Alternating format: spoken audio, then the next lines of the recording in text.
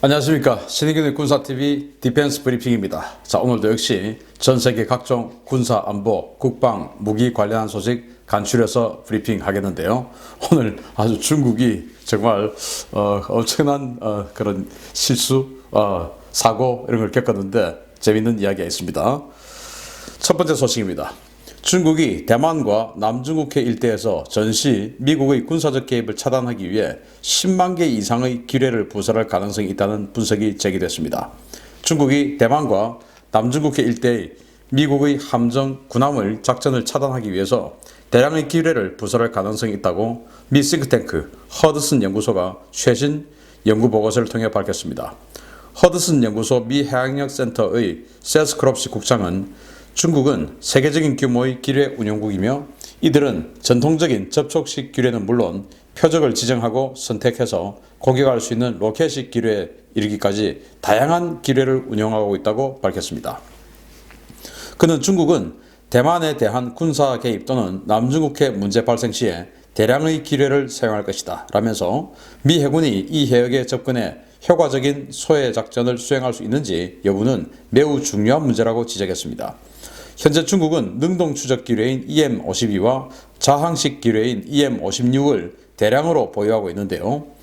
EM-52는 수심 110m에 부설되어 있다가 목표 함정의 음문 데이터가 포착되면 수중 로켓을 발사해서 표적을 타격할 수 있고, EM-56은 항공기를 이용해 특정 해역에 대량으로 살포하면 수심에 대기하다가 목표 음향이 탐지되면 스스로 움직여 표적을 따라가서 타격하는 기뢰입니다.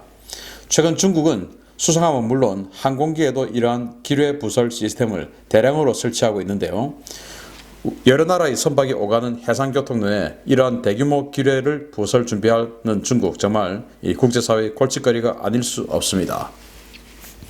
이거는 전시라는 단서가 붙었는데, 전시. 그런데 남중국해에서 전쟁을 한다? 남중국해에서 지금 전쟁할 이유가 없죠. 전쟁을 하면 대만이죠. 그런데 대만에 전쟁하더라도 또 이 남중국해 쪽에서 미국의 증원군이 들어오기 때문에 그 증원군을 차단하기 위해서 대규모 기뢰 작전을 할 수 있다라는 것인데, 문제는 여기는 세계 물동량의 상당한 양이 오가는 그런 해상교통로 아니겠습니까? 중국은 물론이고 중국이 전쟁을 한다 치면 일본이나 한국 이런 아주 중요한 해상무역 국가가 통행하는 길인데, 여기에다가 전쟁을 한다고 해서 직접 전쟁 수역도 아닌데 이런 기뢰를 간다? 이거 사실 그래서는 안 되는 것이죠. 그런데 문제는 이제 기뢰가 지금 너무나 발전해 있다는 겁니다. 그래서 로켓식 기뢰라고 있는데, 이거 이제 수심 한 110m 정도에 이렇게 탁 매복하고 있다가 자신이 공격해야 할 이 음문 데이터하고 똑같은 이 소리를 내고 지나가는 배가 나타나면 그걸 향해서 로켓으로 그냥 쫓아가는 겁니다. 그래서 로켓으로 쫓아갈 때 문제점은 뭐냐? 원래는 이제 이 기뢰가 쫙 따라오면 군함이 여기다가 이제 음향 대응 체계라든지 여러 가지 어떤 기반 장치를 막 뿌리고 해가지고 이제 회피를 하는데, 로켓으로 따라와 버리면은 이 회피할 시간도 없이 바로 그냥 맞아버리는 것이죠. 이런 엄청난 위력. 그리고 또 이 자항식 기뢰라고 있는데, 이건 이제 또 매복을 하고 있다가 자기가 공격해야 할 배가 또 지나가면 이걸 쫓아서 따라가는데, 이 따라가는 거리가 무려 20km나 따라가는 겁니다. 그래서 상대가 아무리 빨리 도망가고 한다 하더라도 그걸 끝까지 20km나 따라가기 때문에 결국은 이제 접촉을 해서 파괴시킬 수 있는 이런 능력까지도 가진 기뢰를 지금 중국이 대량으로 가지고 있고, 그걸 지금 항공기에다가 탑재를 해서 항공기에서 그냥 밑으로 뿌려버리는 이런 능력까지 가지고 있다고 하니까 중국 정말 문제거리가 아닐 수 없습니다. 그런데 이 문제거리 중국이 아주 고소한 그런 일을 지금 당했다. 사람이 안 죽었으니까 제가 고소하다고 하겠습니다. 소식이 있습니다. 시진핑의 우주 굴기가 우주 굴욕이 되는 모양새입니다. 중국이 위성을 실은 우주 로켓 발사에 연속 실패하며 망신을 사고 있다는 반가운 소식입니다.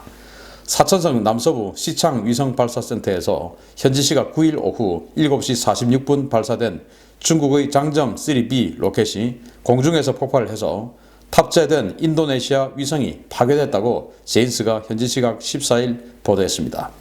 발사 직후에 순조롭게 비행하는 듯 했던 이 장정 3B 로켓은 3단 로켓 페어링 과정에서 문제를 일으켜 공중에서 폭발했으며 구성품들은 공중에서 불꽃에 휩싸여 추락했습니다.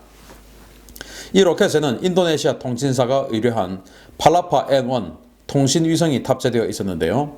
이번 발사 실패로 로켓은 물론 인도네시아 통신위성도 대기권을 넘지 못하고 잿더미가 되었습니다. 이번 로켓 발사 실패는 지난 3월 16일 오후에 윈창 위성발사센터에서 군사용 위성을 싣고 발사됐다가 공중에서 폭발한 장정 7A 로켓에 이어 한 달 만에 벌써 두 번째입니다. 미국과 대만의 항공우주 전문가들은 장정 로켓이 연달아 발사 실패 사고를 겪는 것은 지난해 미국이 중국에 대한 첨단 반도체 칩 수출을 규제해서 신뢰성 있는 로켓 제어용 연산장치 제작이 불가능해졌기 때문인 것으로 보이는데요. 미국의 규제 조치 한 방에 무너져 중국의 우주 굴기가 무너져가고 있습니다. 자, 여기 지금 3단 로켓 분리 과정에서 결국 분리를 못했는지 터져가지고 지금 추락하고 있는 로켓의 모습이에요.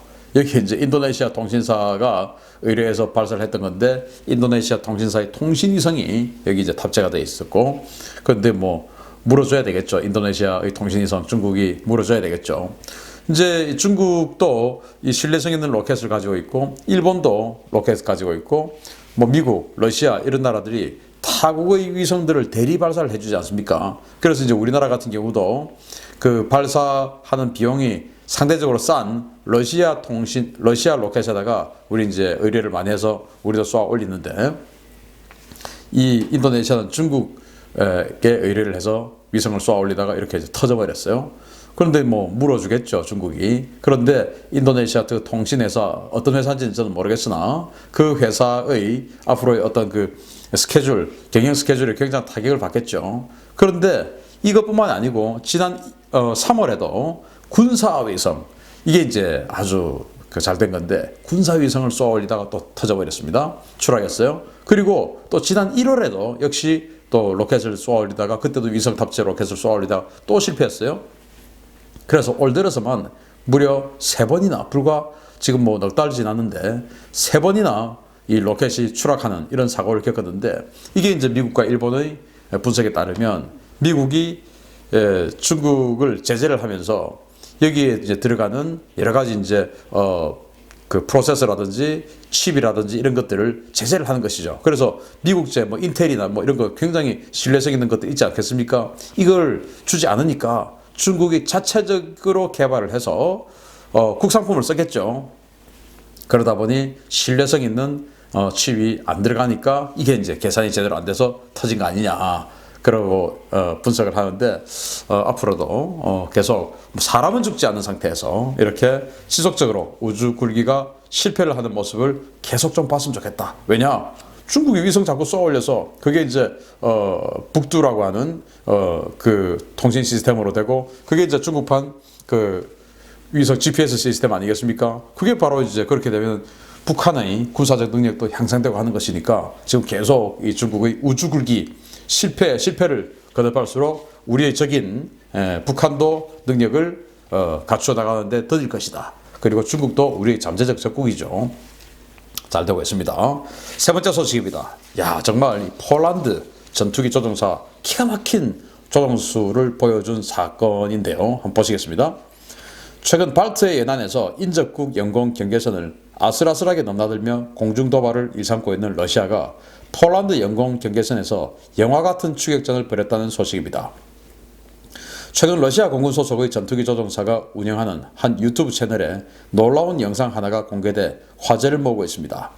영상 속에는 러시아 공군의 일류신 22M 지상 통제기와 수호이 27 전투기가 등장하는데요. 이들은 최근 발트해 연안을 따라 폴란드 영공 근처에 접근하다가 폴란드 공군의 F-16과 미그 29의 요격을 받았습니다. 저속의 프로펠러기인 이 일류신 22M은 폴란드 공군 전투기들을 오버슛, 그러니까 순간적으로 속도를 늦추어서 상대 기체를 앞으로 보내버리기 위해서 급격히 속도를 순간적으로 줄여버렸습니다. 러시아 일류신 22M의 급속 감소에 미그 29는 그대로 오버슛됐지만 폴란드의 F-16은 기지를 발휘했습니다. 폴란드 F-16 파일럿은 순간적으로 랜딩 기어를 딱 펴서 속도를 급격히 줄였는데요. 이 때문에 기체가 실속에 가까운 시속 200km 안팎까지 떨어졌지만 요격 대상인 일류신 22M과 속도를 맞출 수 있었습니다. 폴란드 F-16 전투기들의 끈질긴 마크 덕분에 일류신 22M은 폴란드 전투기들이 유도하는 대로 폴란드 영공 외곽으로 물러나야 했는데요. 실속에 가까운 저속에서도 비행을 유지한 이 F-16의 비행 성능도 대단하지만 자칫 추락할 수도 있는 위험한 기동으로 영공을 지켜낸 이 폴란드 조종사의 기지도 정말 대단합니다. 지금 이제 발틱 함대 앞에서 그 나토 함대가 이제 무력 시위를 하고 했었죠. 그러다 보니까 이제 이 발틱 함대 바로 러시아 아닙니까? 그래서 러시아도 이 나토 국가들을 향해서 계속 이제 무력 시위를 하는데 일류신 22M 그러니까 우리로 치면 서방으로 치면 P3C 같은 그런 P3하고 비슷한 덩치와 성격의 그런 중형 프로펠러 기체죠. 이제 사발 프로펠러입니다. 이걸 이제 보내서 도발을 하는데 여기에 수호-27 전투기가 엄호를 하고요. 그런데 이제 폴란드 공군의 F-16 그리고 미그-29가 동시에 같이 요격을 하러 온 겁니다. 폴란드 공군의 미그-29는 이제 과거 동독 공군에 있던 걸 통일이 되면서 독일이 인수했다가 이거 뭐 도저히 못 쓰겠구나 해서 폴란드에게 한 대당 $100에 준 거예요.